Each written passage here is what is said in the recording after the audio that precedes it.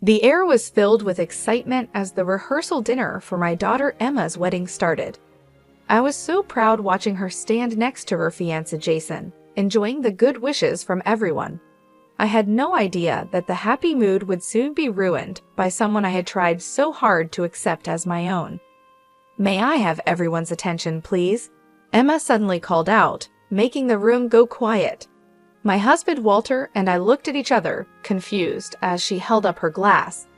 "I need to talk about something important," she announced, staring coldly at me. "Helen, you call yourself my stepmom, but really you're just an unwelcome stranger in our lives." The room filled with gasps as Walter turned pale. It felt like a punch in the stomach, her harsh words knocking the breath out of me. "Emma, what do you mean by this?" Walter asked, his voice shaking. "Don't be shocked, Dad," she snapped. "You know she's been trying to push her way into our family from the start. I'm done acting like she's my mom. She's not, and she never will be." Her mean words cut through me. I looked for any sign of the kind girl I knew in her face, but saw only dislike and anger. "Emma, please, not here," I begged, my voice breaking. "Why not?" she retorted. "It's my day, and I'll say what I want." Walter clenched his fists, trying to stay calm. "Enough," he said firmly. "We're leaving." Emma just shrugged, smirking as she turned away from us. We had to walk out past all the shocked guests, their stares and whispers making me feel judged as we left. I must have done something to make my stepdaughter hate me so much. The tears I had been holding back finally fell, and I knew then that thing would never be the same. In the car, Walter was very tense, gripping the steering wheel tightly, his face showing both anger and pain. "I don't know what's gotten into her, Helen," he said, his voice tight. "But I promise I won't let her treat you this way." I just nodded, too upset to talk, as we drove away from what was supposed to be a happy event. I kept wondering what had changed the sweet, loving girl I knew, and what difficult times might be ahead for us after her hurtful outburst. Maybe Emma began to dislike me when I married her father and became her stepmother, or perhaps it started even before that, influenced by her mother, Julie. Julie had once told her, as she gently touched her hair, "No one can ever replace your real mother." Those words had left a bad feeling, but I tried to ignore it, hoping to create a warm relationship with Emma. "I'm not trying to replace anyone," I had assured her softly. "I just want us to be friends." She nodded, but her empty look showed no warmth. It was like there was already a wall between us, built stronger by her mother's mean comments. At first, Emma was polite, though a bit cold. But as time went on, her true feelings started to show. "Why are you always trying to butt into my life?" she snapped one day when I just asked about her weekend plans. Walter gave her a stern look. "Emma, don't talk to your mother like that." "She's not my mother," Emma yelled back, anger twisting her face. She left the room quickly, leaving me stunned by her harsh words. Walter just shook his head, looking disappointed and resigned. From then on, Emma made it clear she didn't like me. She would roll her eyes when I came into a room and make mean comments quietly. If I tried to help or ask something, she would snap back as if she couldn't stand me being around. "You're not fooling anyone with your fake concern," she sneered one day. Her dislike for me was obvious, and it hurt. I asked if she needed a ride to her friend's house. "Emma, that's enough," Walter warned, losing his patience, but she didn't listen. It became clear that her mom, Julie, was fueling Emma's growing dislike for me. Whenever we met, Julie's fake smile hardly hid her joy in seeing our troubled relationship. "I don't know what you've done to make my daughter dislike you," she would say with a slight grin, "but you'll just have to deal with the consequences." And deal with them I did. Emma's hostility grew like an untreated wound, hurting our family life more every day. I had no idea her coldness was just the start of even worse behavior that seemed impossible to stop. After she quit college, with no clear goals, she became even meaner, using her complaints to try to get money from us. "Give me $10,000, or I'll tell everyone how awful you are as a stepmom," she threatened one day in the kitchen. I was shocked. "Emma, why are you saying this? I've always tried to be nice to you." "Save it," she snapped. "Just give me the money, and I'll leave you alone for a bit." I felt desperate. "I don't have that kind of money," I told her. Her eyes narrowed. "Then find it, unless you want everyone to know your secrets." From then on, it was a constant pattern. Emma demanded more and more money, and her threats got worse if I said no. Walter was stuck in the middle, trying to please both of us while figuring out why his daughter had changed so much. "Please, just give her what she wants," he pleaded one night after yet another big fight. "I can't take all this fighting." But I knew that giving in would only make her more demanding, so I stood firm, even as Emma became more cunning. "You think you're so great with your job at the school," she mocked. "Just wait until everyone knows the truth about you." Her veiled threat really scared me. I could only imagine the kind of hurtful lies she could tell, which would affect my colleagues and the students I was committed to helping. Through all of this, Julie was always there, her mean smile supporting her daughter's terrible actions. "You reap what you sow, Helen," she sneered during one of her frequent unwanted visits. "Maybe if you were a better stepmom, Emma wouldn't be like this." Her words hurt deeply, stirring up a storm of emotions inside me: anger, pain, and betrayal. But even as I felt overwhelmed, a small spark of determination started to grow in me. I couldn't just let things happen to me anymore. If Emma wanted a fight, then I was ready to stand up to her and show everyone the kind of person she really was. And if Julie thought she could keep causing trouble from behind the scenes, she was mistaken. It was time to stop being nice.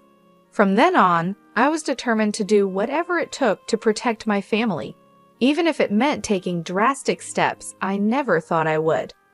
As Emma's wedding day got closer, her demands and disrespect became worse. It seemed like she enjoyed making my life difficult, pushing me to my limits. One evening, she walked right into the living room and said, "I need another $8,000 for my dress alterations," without even saying hello. Walter gave me a look, hoping I would give in, but I had enough. "No, Emma, enough is enough." She looked surprised and said mockingly, "Oh, and what are you going to do about it, Helen? Go cry to Daddy like you always do."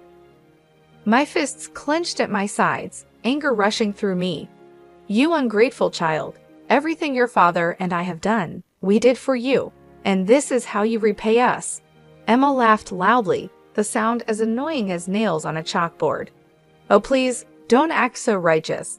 We both know you're just a pathetic, insecure woman trying to buy your way into our family." That hurt more than I wanted to admit, but before I could reply, she hit me with another harsh comment. "Do you think the school wants a washed-up loser like you around their students? Wait until they hear about your little drinking problem." My heart sank as I realized how low she was willing to go. She planned to ruin my career and reputation with her lies. "Emma, that's enough," Walter shouted, his face red with anger, but she just smirked, enjoying the chaos she had created. At that moment, something in me changed. I felt a strong resolve build up, making me firm against the storm of emotions threatening to overwhelm me. I was done being her victim. "Get out," I said firmly, my voice calm but intense. "And don't come back until you can behave like a decent person." Emma looked surprised at my strong reaction, but then sneered and came closer, her breath warm on my face. "You'll regret this, Helen. I promise you that." With those final words, she stormed out, leaving a heavy silence behind her. Walter watched her leave, his face showing both shock and sadness. "I'm sorry, Helen. I don't know what's gotten into her," he said tiredly. But I understood now, this wasn't a sudden change. It was the result of long-held bitterness and manipulation, driven by Julie's harmful influence. As I thought about Emma's threats, a firm resolve formed within me. She thought she could destroy my life whenever she wanted with her venomous lies. She was very wrong. If it was a fight she wanted, then I was ready to fight back, and this time I wouldn't play by her rules. Her threats kept replaying in my mind, fueling my determination to show everyone her true character before it was too late. I knew I couldn't count on Walter. His love for his daughter blinded him to the person she had become. I had to act on my own to protect myself and our family. That's when Roger came into the picture. He'd have dated Emma a few years ago, before her behavior turned so manipulative and selfish. A chance meeting at the grocery store led to a conversation, and soon things started to make sense. Roger helped me see that Emma was not who I thought she was. Sean shared with me, looking very sorry, "She lied about you and Walter. All of it was lies."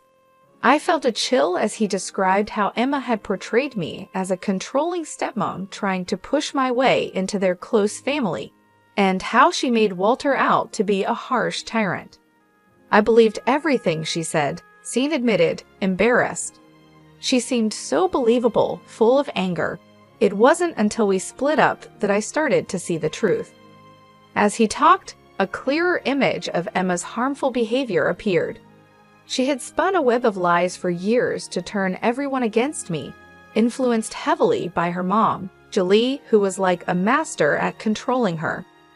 From the start, she's been filling Emma's head with twisted thoughts about you trying to take her mom's place, Sean told me, which made me feel sick as everything started to make sense. All this time, I was the target of their mean plan, painted as the bad guy in their story. But Sean had more to say. He explained that Emma's upcoming wedding was just a cold-hearted plan to get more money and status. "She doesn't love Jason," he said dismissively. "She's just using him to get the lifestyle she wants. Once she's done with him, she'll move on to the next guy." Hearing this confirmed my doubts about Emma's shallow feelings, but it was still hard to accept. After talking with Sean, my head was spinning with all he had told me. For too long, I had let Emma and Julie control the story. Now, with the truth on my side, I was ready to confront them, to break apart their fake story, and show everyone what was really going on. No more being the victim, no more being scared of their threats and lies. It was time to fight back. The day of Emma's wedding was sunny, but inside the church, the air was tense. As I watched her get ready, admiring herself in the mirror, a firm resolve grew in me. Today, the truth would come out. Julie, fixing Emma's veil, cooed, "You look beautiful, sweetheart, just like a princess on her special day." Emma smiled, soaking up her mother's compliments. Seeing this, my stomach turned. Yes, it was like a real-life fairy tale, but I knew the truth behind the facade. I couldn't help but make a sarcastic comment, complete with a handsome prince and a wicked stepmother. Julie glared at me, but Emma just laughed, not seeming to care about the meaning behind my words. "Speaking of wicked stepmothers," she said coldly, "I'm surprised you even showed up, Helen, after how you've treated me. I half expected you to boycott the whole thing." I laughed bitterly. "Oh, believe me, I thought about it, but I wouldn't miss this for the world." Before she could say anything else, Walter appeared with a forced smile.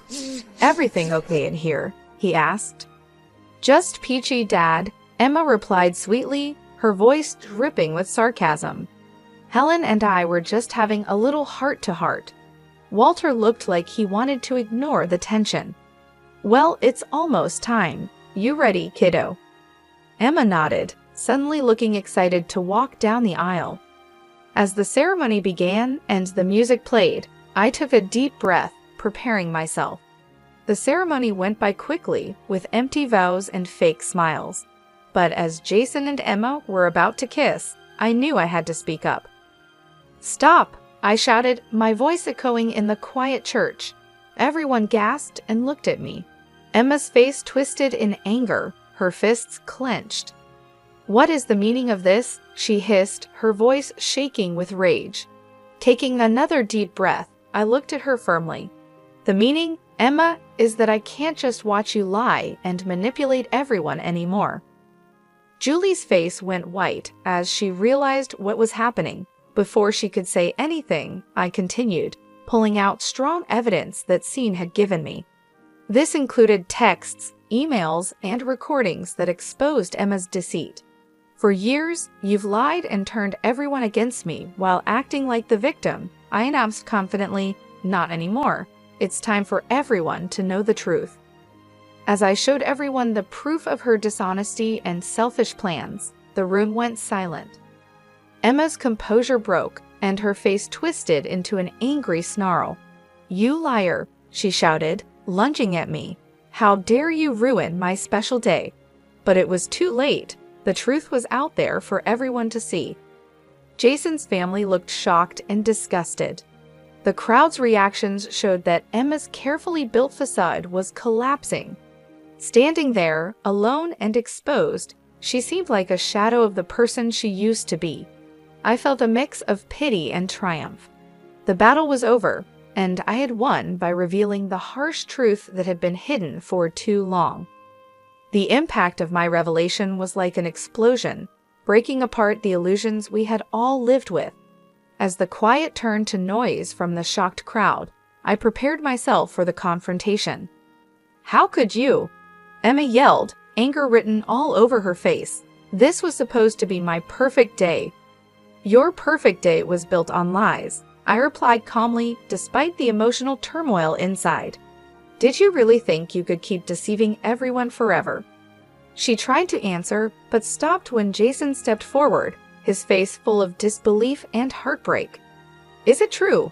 he asked desperately, hoping she would deny everything. "Were you just using me this whole time?" For a moment, I almost felt bad for her. Then she smirked, her cold, calculating gaze returning. "Of course not, baby," she said, reaching out to touch his cheek. "You know how much I love you. Helen is just trying to cause trouble like she always does." Emma's words made me clench my fists so hard my nails dug into my palms. I wanted to wipe that fake look of innocence off her face. Didn't she realize it was all over? Apparently not, as she turned her angry look back to me. "This is all your fault," she hissed. "If you had just left things alone, none of this would be happening." Suddenly, a loud voice interrupted us. I turned to see Walter, his face red with anger and embarrassment. "I can't believe what I'm hearing," he said, shaking his head slowly. "My own daughter, lying and using everyone for her own selfish needs." Emma tried to say something, but no words came out. For once, she was speechless, shocked by her father's disappointment. "I don't know you anymore," Walter continued, his voice full of sadness. "The sweet, loving girl I raised, she's gone, isn't she?" The room fell silent as everyone absorbed the weight of his words. Emma and Julie, her mother, locked eyes, silently challenging each other. Finally, Julie spoke harshly. "Well," she demanded, staring hard at her daughter, "aren't you going to defend yourself?" But Emma just stood there, defeated, looking smaller and more defeated than ever. With a disgusted snort, Julie stormed out, followed by Jason's family, their faces showing everything from pity to disgust. And just like that, it was over. The grand event Emma had carefully planned lay in ruins, her dreams shattered. As Jason left the church, his face filled with pain, I felt a bit sorry for him. He was just another pawn in Emma's game, used and discarded at her whim. But that feeling was quickly replaced by a grim satisfaction. The truth was out, and there would be no more lies, no more games. Emma would now taste the bitter results of her actions. In the days following the ruined wedding, chaos ensued as news of Emma's lies spread. She became an outcast in the community she had once hoped to rule. I'll never forget Emma's face when she showed up at her mother Julie's doorstep, desperately looking for help. "Please, Mom," she begged, her voice full of tears she was trying to hold back. "You have to help me. I have nowhere else to go." But Julie just looked at her with disgust and a bit of pity, her lips twisting into a sneer. "Help you?" she scoffed, her laugh bitter. "After the mess you made in public, embarrassing yourself and our family." Emma stepped back, shocked. "But you're my mother. You're supposed to support me no matter what." "There are no sides anymore," Julie replied slowly, shaking her head. You've destroyed all your relationships, pushed away everyone who cared about you with your endless greed and lies." Her harsh words cut deep, each one like a sharp blade. I could see the moment Emma realized the truth, felt the full weight of her loneliness. "You can't mean that," she whispered, reaching out a shaky hand. "Mom, please." But Julie stepped back, her face cold and unfeeling. "I don't know who you are anymore," she said flatly. "The daughter I raised would never sink so low. You've made your bed, Emma. Now you can lie in it alone." With those final harsh words, she turned and went back inside, leaving Emma alone on the doorstep, broken. In the weeks that followed, I watched as Emma, once proud and entitled, was worn down by the consequences of her actions. The trendy bars and fancy stores she used to visit now looked at her with barely hidden contempt, whispers and stares following her. Even her so-called friends deserted her, not wanting to be linked with such a public disgrace. Through it all, Walter and I stood firm, our relationship strengthened in the ordeal of her betrayal. "I'm sorry it came to this," Walter said one evening as we watched Emma pass by, her head down in shame. "But you were right all along." I didn't say anything, just squeezed his hand. Words felt too small in the face of such a harsh reality. As things settled and our community began to recover from the shock of Emma's lies, Walter and I received a lot of support and thanks. We had helped many families and students, and now they showed their gratitude. Everyone we had helped rallied around us, thanking us for standing up to the manipulation and deceit that had almost broken us apart. In those moments of connection, seeing the true depth of human kindness and resilience, I found peace and purpose that I had missed during the worst days of Emma's destructive actions. She had tried to break me down, to make me just a small part of her own big story, but in the end, her own selfishness was her downfall. It stripped away her masks and lies, showing her true empty self. As for me and Walter, we came out of this stronger and wiser. If our experience can inspire others to stand strong against manipulation and deceit, and to value honesty and integrity above all, then maybe some good can still come from the ruins of Emma's shattered dreams.